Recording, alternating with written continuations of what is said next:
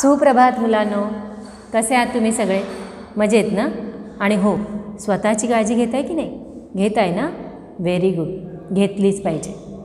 बालमित्रांनो, आज मी इयत्ता 7वीसाठी एक खूप मस्त अशी गोष्ट घेऊन आलेली आहे आणि ती गोष्ट तुम्हाला तुमचीच वाटणार, कारण ती तुमच्याच वयातल्या मुलांची गोष्ट आहे. अतिशय सुंदर असा विषय जो तुमच्या अगदी आवडीचा विषय आहे तो म्हणजे मैत्री, फ्रेंडशिप. या मैत्री किंवा फ्रेंडशिप या गोष्टीवर किंवा हा त्या गोष्टीचा एक म्हणूया आपण की सब्जेक्ट आहे, विषय आहे. या विषयावर ही सुंदर अशी गोष्ट तुम्हाला इथे दिलेली आहे. ती लिहिलेली आहे पन्नालाल पटेल यांनी आणि खूप सुंदर अशी गोष्ट आहे, तुम्हाला नक्कीच आवडेल. या गोष्टीमध्ये काय आहे की मैत्रीचं जे नातं असतं की नाही ते किती निर्मळ असतं, किती घट्ट असतं आणि आपण ते कसं सांभाळून ठेवतो आणि ते सांभाळून ठेवलं पण पाहिजे, तरच ती मैत्री आपली शेवटपर्यंत, अगदी बालपणीचे मित्र म्हातारपणापर्यंत सोबत असतात, कारण ते एकमेकांना समजून घेतात. ते एकमेकांच्या सुखदुःखात किंवा एकमेकांच्या अडीअडचणीमध्ये सतत एकमेकांच्या पाठीशी उभे असतात आणि म्हणूनच अशी मैत्री कमी दिसते पण असते आणि अशीच मैत्री तुम्हीसुद्धा करा. तर अशी गोष्ट आहे अमृत आणि इसाब या दोन मुलांची, तुमच्याच वयाची दोन मुलं आहेत ही. तर आज आपण धडा 13वा अदलाबदल इयत्ता 7वीचा शिकणार आहोत. तर सगळ्यांनी पान नंबर 47वरती यायचं आहे आणि आपण वाचताच मी त्याचं तुम्हाला एक्सप्लेनेशन करून देणार आहे. तर सगळ्यांनी लक्ष देऊन ऐकायचं आहे. हा धडा लिहिलेला आहे पन्नालाल पटेल यांनी आणि यांचा जन्म 1912 आणि त्यांचा मृत्यू 1989 साली झालेला आहे. मतलब इनका जो जन्म है वो 1912 में और इनका जो डेथ है वो 1989 में हुआ है. आणि हे कोण आहेत तर प्रसिद्ध असे लेखक आहेत. ते गुजराती लेखक आहेत, लक्षात घ्या, गुजराती आहेत, तरीसुद्धा त्यांनी मराठीमध्ये धडा लिहिलेला आहे. खूप मोठी गोष्ट आहे. विविध अशा लघुकथांचा संग्रह त्यांचे प्रसिद्ध आहेत. लघुकथा संग्रह मतलब जो छोटी छोटी कथाएं होती हैं उनकी बुक इनकी है. बाल साहित्य मतलब बच्चों के लिए उन्होंने बहुत कुछ लिखा हुआ है. एकांकिका उन्होंने लिखी हुई है. एकांकिका मतलब छोटी छोटी जो ड्रामाज होते ना, प्लेस, वो उन्होंने लिखे हुए. अमृत आणि इसाब या मित्रांमधील अतूट मैत्रीचं वर्णन प्रस्तुत पाठामध्ये केलेलं आहे. मतलब अमृत और इसाब नाम के जो दो बच्चे हैं, इनकी जो फ्रेंडशिप है वो कितनी स्ट्रॉन्ग है, तो ये सब ये स्टोरी में इन्होंने हमें बताया है. तो हम लोग जाएंगे अभी लेसन की तरफ. होळीचा सण होता. सायंकाळची वेळ होती. गावातली काही मुले निंबाच्या झाडाखाली जमली होती. मतलब होली का जो त्यौहार होता है, फेस्टिवल, सण मतलब फेस्टिवल. होली आप सबको पता है क्योंकि आपको बहुत अच्छी लगती है होली. तो उस त्यौहार के दिन की बात है ये. सायंकाळची वेळ होती, मतलब जो टाइम था वो इवनिंग का था, शाम का था. गावातली काही मुले निंबाच्या झाडाखाली जमली होती. मतलब कुछ जो बच्चे थे वहाँ पे एक नीम का पेड़ था, वहाँ पर इकट्ठा हुए थे. जमले होते मतलब इकट्ठा होना. एकमेकांवर धूळ उडवत खेळत होते. मतलब होली है तो मिट्टी होती है ना, धूल मिट्टी, वो सब एक दूसरे के ऊपर वो फेंक रहे थे. अमृत व इसाब या दोघांची घट्ट मैत्री होती. और अमृत और इसाब जो था, इनकी जो थी फ्रेंडशिप बहुत ही स्ट्रॉन्ग थी, एकदम घट्ट मतलब स्ट्रॉन्ग, जो कोई तोड़ ना सके ऐसी जो इनकी फ्रेंडशिप थी. ते दोघेही तेथे हातात हात घालून आले तो त्यांच्याबरोबर खेळू लागले. वो दोनों भी वहाँ पे मतलब अपने हाथ में हाथ लेके, जैसे आप लोग हैं ना अपने फ्रेंड्स के साथ हाथ में हाथ मिला के यहाँ वहाँ भागते हो, चलते हो, ये दिखाने के लिए कि भाई हम लोग कितने अच्छे फ्रेंड्स हैं. तो ये दोनों भी वहाँ पे जा रहे थे, वहाँ से हाथ पकड़ के, दोनों एक दूसरे का हाथ पकड़ के जा रहे थे आणि गए वहाँ पर और उनके साथ खेलने लगे. आजच शिवून आणलेले नवे कपड़े दोघांनी घातले होते. मतलब आज ही दोनों ने भी नए जो कपड़े थे सिलवाए वो पहने हुए थे. आजच शिवून आणलेले नवे कपड़े दोघांनी घातले होते. दोघांचे कपड़े, रंग, आकार, कापड़ सर्व दृष्टीने अगदी सारखेच होते. मतलब उन्होंने जो कपड़े पहने हुए थे वो दोनों कपड़े जो थे वो एकदम सेम थे. मतलब उनका जो कलर था कपड़ों का, वो कलर से लेके उनका जो मतलब डिज़ाइन था, आकार मतलब डिज़ाइन जो था कपड़ों का, कपड़ा जो था उसका टेक्सचर, वो सब एकदम सेम था. और दोगे ही एका शायद, दोनों ही एक ही स्कूल में वो दोनों पढ़ते थे, एकाच वर्गात थे, मतलब एक ही क्लास में पढ़ते थे. दोघांची घरेही रस्त्याच्या कोपऱ्यावर समोरासमोर, दोनों जहाँ रहते थे एक ही गली में रहते थे, तो गली में भी उनका जो घर था आमने सामने ऐसे था। थोडक्यात म्हणजे दोघा मुलांची प्रत्येक गोष्ट सारखी होती। दोनों का जो भी चीज़ें थी वो बहुत सेम टू सेम, जैसे जुड़वा बच्चे होते हैं ना, तो वैसे ही ये दोनों भी जो फ्रेंड थे उनकी सब बातें एक जैसी थी। फ़र्क फक्त इतकाच होता कि अमृतला आईवडील होते आणि इसाबला फक्त वडील होते। दोनों में फ़र्क क्या था, तो जो अमृत था, अमृत को माँ और पिताजी दोनों थे, लेकिन जो इसाब था उसे माँ नहीं थी, सिर्फ पिताजी थे। दोन्ही मुलं आली, खाली रस्त्यावर बसली, दोघांनी एकसारखे कपडे घातलेले पाहून एक मुलगा म्हणाला, दोनों बच्चे आए वहाँ पर और रास्ते पे वहाँ पे बैठ गए वो लोग। तो उसमें से एक बच्चे ने दोनों को पूछा कि अरे अमृत, इसाब, तुम्ही दोघं किती एकसारखे आहात, मतलब आप दोनों कितने सेम दिखते हो। तो यावरून दुसऱ्या एका व्रात्य मुलाला एक खोडकर कल्पना सुचली। तो बच्चे जो होते हैं वो बहुत ज़्यादा नॉटी होते हैं, तो उसमें से एक बहुत नॉटी एक बच्चा था, वो आया और उसके दिमाग में कुछ और ही चल रहा था। तो एक आइडिया उसके दिमाग में आई, तो उसने बोला, अरे तुम्ही दोघे कुस्ती का नहीं लढत, तुम दोनों कुस्ती क्यों नहीं खेलते हो। तो म्हणजे तुम्हा दोघांची ताकदही एकसारखीच आहे की एक जण दुसऱ्यापेक्षा वरचढ आहे, ते तरी आम्हाला बघायला मिळेल। मतलब एक दूसरे से आप अगर इतने सेम है तो आप दोनों की ताकत भी तो सेम होगी, है कि नहीं है, हम लोगों को देखना है, चलो तुम लोग कुश्ती लड़ो। पहिल्या मुलाला ही कल्पना आवडली। जो पहला लड़का था उसे ये जो स्टोरी, ये जो उसकी जो कल्पना थी वो अच्छी लगी। तो म्हणाला की खरंच अमृत, तुम्हा दोघांपैकी कोण वरचढ आहे बघूया। अरे हाँ अमृत, देखते हैं ना तुम दोनों में से कौन, मतलब वरचढ का मतलब होता है कि सुपीरियर, एक से दूसरा अच्छा, कितना अच्छा स्ट्रॉन्ग है वो हमें देखना है, चला या पुढे। आणखीन एक जण ओरडला और एक दूसरा बच्चा आया और उसने बोला कि अच्छा चलो आ जाओ आगे, चलो देखते हैं चलो। तो ही नुस्ती गम्मत है, मतलब ये सब हम लोग ऐसे ही मतलब टाइम पास के लिए कर रहे हैं, मतलब ऐसा कुछ सिरियसली आप लोग को झगड़ा या मारामारी नहीं करनी है। इसाबने अमृतकडे पाहिले। अमृत ठामपणे मला, नहीं माझी आई मला मारेल। उसने बता दिया अमृत ने कि नहीं बाबा, मेरी मम्मी मुझे डांटेगी, मेरी माँ मुझे बहुत मारेगी, तो मैं नहीं करूँगा ये सब। आणि त्याची भीती खरी होती, उसे पता था अगर मैं ऐसा करूँगा तो मेरी माँ मुझे ज़रूर मारेगी। आणि तो घरातून बाहर पड़त असताना आईने त्याला बजावले होते, और जब वो घर से निकल रहा था, बाहर आ रहा था खेलने के लिए, तो उसकी माँ ने उसे मतलब बोला था कि हे बघ, नवीन कपड्यांसाठी तू खूप हट्ट धरला होतास, देख नए कपड़ों के लिए तूने बहुत ज़्यादा मतलब जिद की थी। हट्ट मतलब जिद करना। आता जर का तू ते मळवलेस किंवा फाडलेस तर लक्षात ठेव, अगर तूने उन कपड़ों को तूने गंदा किया, मैला किया, या फिर अगर उसे फाड़ा तो ध्यान में रखना, आपकी मम्मी भी आपको डांटती ना ऐसे, वैसे ही उसकी मम्मी ने भी उसे डांटा था। और था इसका तो मम्मी नहीं थी बेचारे को, हिसाब को, तो इसकी मम्मी ने तो इसको बोला ही था कि ऐसा मत करना। अमृतने आईवडिलांशी खूप हट्ट धरला होता आणि ते खरं होतं। म्हटलं आईवडिलांपाशी मतलब उनके माँ बाप के पास उसने बहुत ज़्यादा मतलब हट किया था कि मुझे कपडे चाहिए ही चाहिए। तो इसाबला नवा शर्ट मिलणार असल्याचे कळत असतानाही हट्ट धरला होता। जब उसे पता चला कि इसाब को नया शर्ट मिलने वाला है या उसके पापा उसको नया शर्ट लेके देने वाले हैं, तो उसने भी घर से शुरू कर दिया कि मुझे भी इसाब के जैसा ही शर्ट चाहिए। आणि आई जर नाही म्हणाली तर बाबा काही ऐकणार नाहीत, हे अमृत पक्का ओळखून होता। मतलब अगर मम्मी नहीं बोलेगी तो पापा तो डेफिनेटली नहीं बोलेंगे। आपको भी पता होता है ये बात कि किसको बोलनी है, तो आपको भी पता होता है कि पापा तो हाँ बोल देते जब मम्मी हाँ बोलती है। तो इसलिए पहला हमारा टारगेट होता है कि मम्मी को हाँ करवाना, मम्मी से हाँ करवाना। तो पण तो सहजासहजी हार मानणारा नव्हता। तो वो मतलब हार मतलब कि वो ऐसे पीछे हटने वाला नहीं था। आखिर नवा शर्ट घेऊन देण्यासाठी आईने अमृतच्या बाबांना गळ घातली। फिर मम्मी ने बाबा को बोला, उसके पिताजी को बोला कि जाने दो बेटा, इतना अगर जिद कर रहा है तो लेके दीजिए। तो मम्मी ने उनको लेने के लिए बोल दिया। ते छानपैकी नवे कपडे घालून अमृत घरून निघाला होता। इतने अच्छे कपडे पहन के अमृत अपने घर से निकला था, त्यामुळे कपडे खराब होतील असे काहीही करायची त्याची तयारी नव्हती। मतलब उसके मन ने ऐसे ये किया था कि भाई मैं कुछ भी करूँगा लेकिन मेरे कपड़ों को गंदा नहीं करूँगा। आणि त्यातही इसाब बरोबर कुस्ती लड़ायची तर त्याची अजिबात इच्छा नव्हती। मतलब उसमें चलो कपड़ा गंदा करने की भी बात नहीं थी, लेकिन हिसाब से कुश्ती करना, हिसाब से मतलब कुश्ती करना तो उसके मतलब इमेजिनेशन से बाहर था, तो उसकी बिल्कुल भी इच्छा नहीं थी।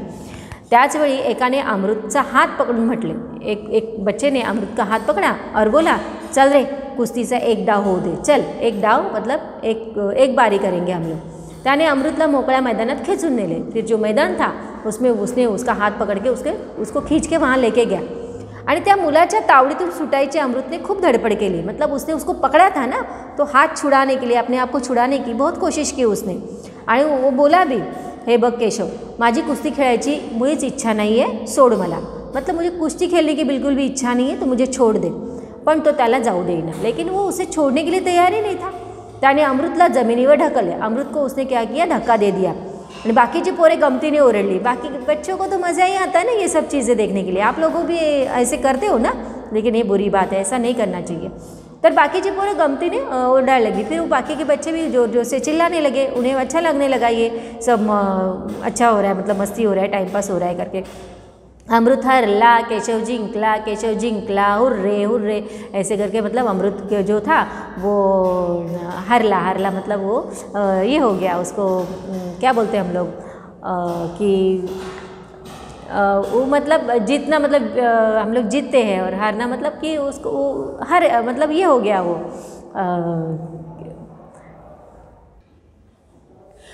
तर हरला म्हणजे हार जाना।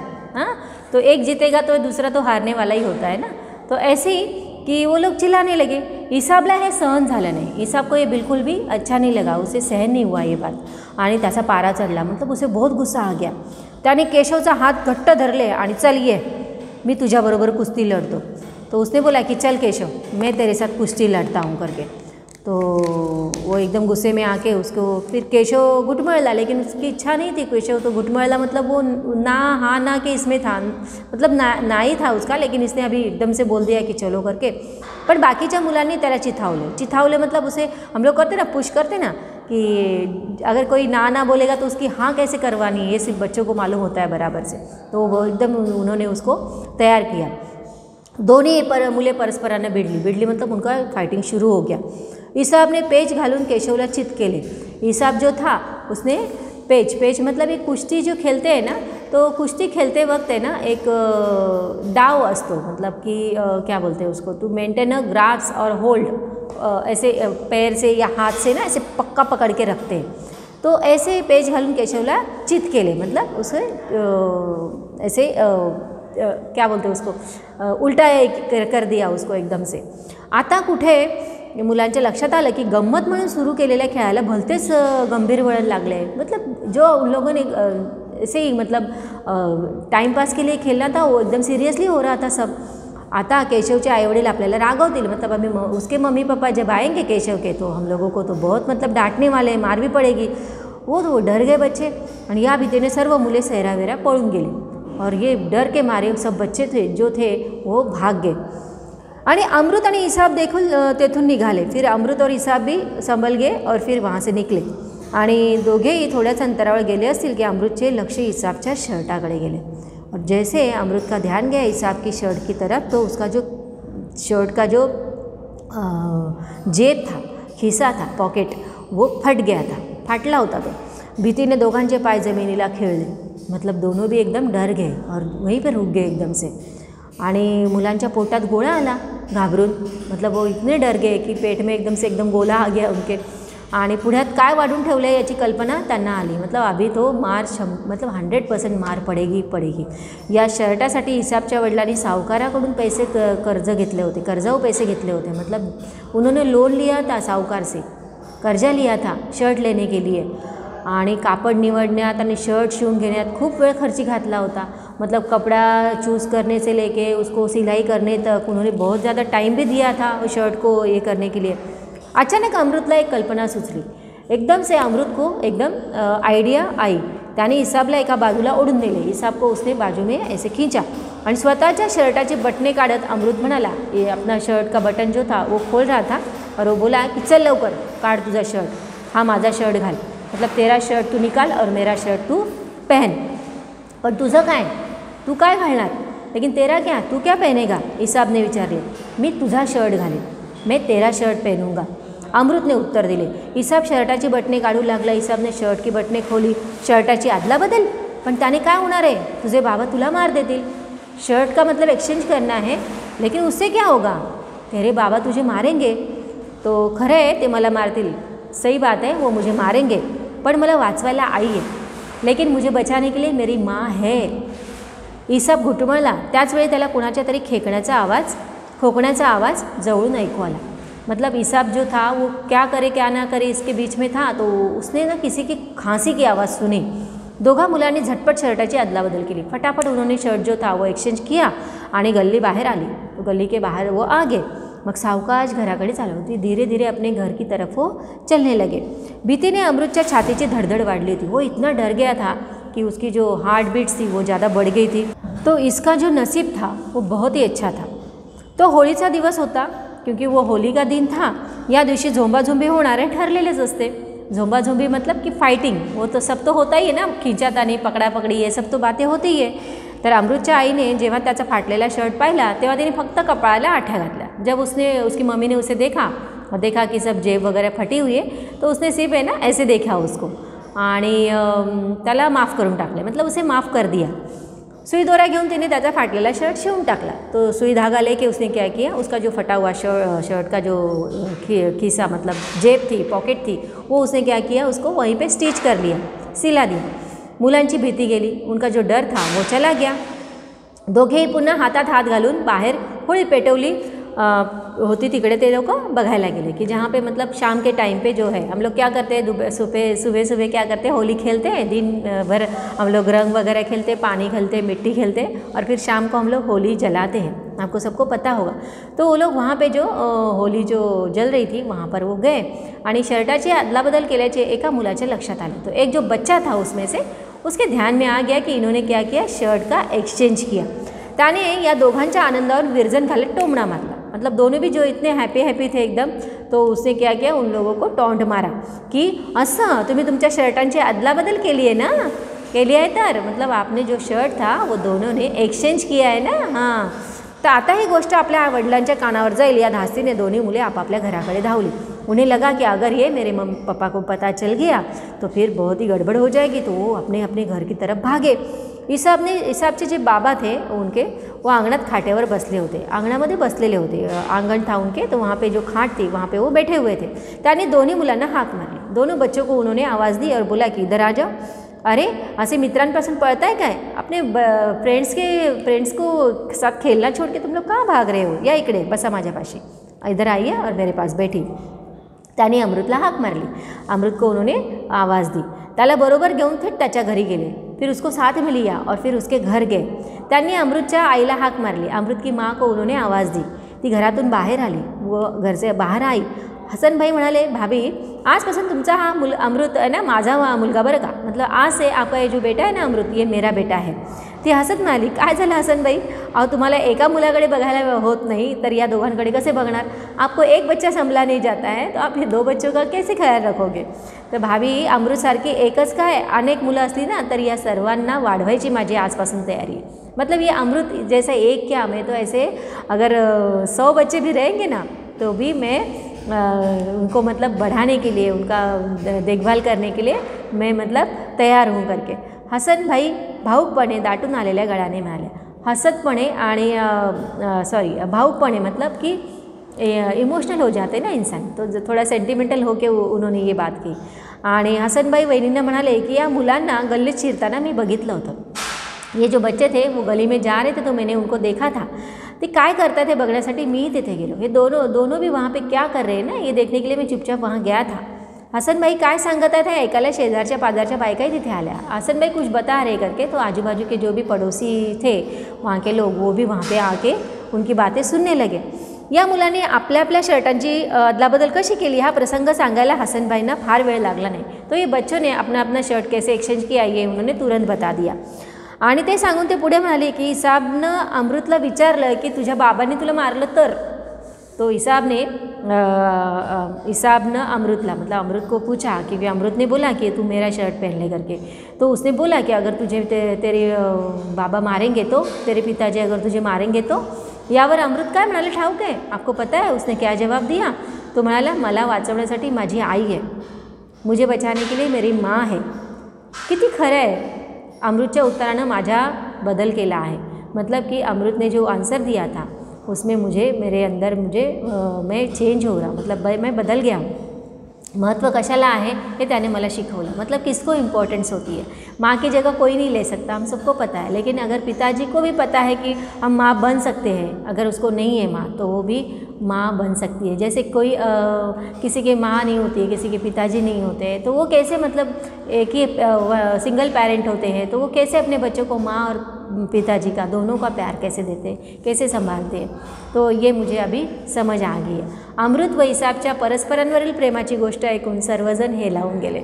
मतलब ये जो अमृत और इसाप की जो स्टोरी थी कि ती सब उन्होंने जब सुनी, उनकी फ्रेंडशिप की स्टोरी, तो सबकी जो आंखें थी वो भर आई. मतलब वो हेलाउन गेली, मतलब कि वो लोग भी एकदम इमोशनल हो गए, उन्हें भी बहुत अच्छा लगा. तो ऐसी स्टोरी जो हमें बताती है कि फ्रेंडशिप कितनी ज़रूरी होती है और फ्रेंडशिप में हमें कभी भी मतलब स्वार्थ नहीं रखना चाहिए, एकदम निस्वार्थ होनी चाहिए. तर अशी मैत्री आपण सगळ्यांनी करूया आणि आपले जे आत्ताचे मित्र आहेत, मैत्रिणी आहेत, त्यांना घट्ट धरून ठेवूया आणि अगदी म्हातारे होईपर्यंत, शेवटपर्यंत असे मित्र आपल्यासोबत राहायला हवेत, असंच आपण वागूया. तर बालमित्रांनो, ही गोष्ट तुम्हाला नक्कीच आवडली असेल आणि तुम्हीसुद्धा या गोष्टीप्रमाणेच वागणार आहात याची मला पूर्ण खात्री आहे. तुम्हाला गोष्ट कशी वाटली हे मला नक्की कमेंटमध्ये कळवा आणि जर माझा हा व्हिडिओ तुम्हाला आवडला असेल तर माझ्या व्हिडिओला लाईक आणि सबस्क्राईब करायला विसरू नका. आता मी तुमची रजा घेते, तोपर्यंत तुम्ही स्वतःची काळजी घ्या, स्वस्थ राहा आणि मस्त राहा. धन्यवाद.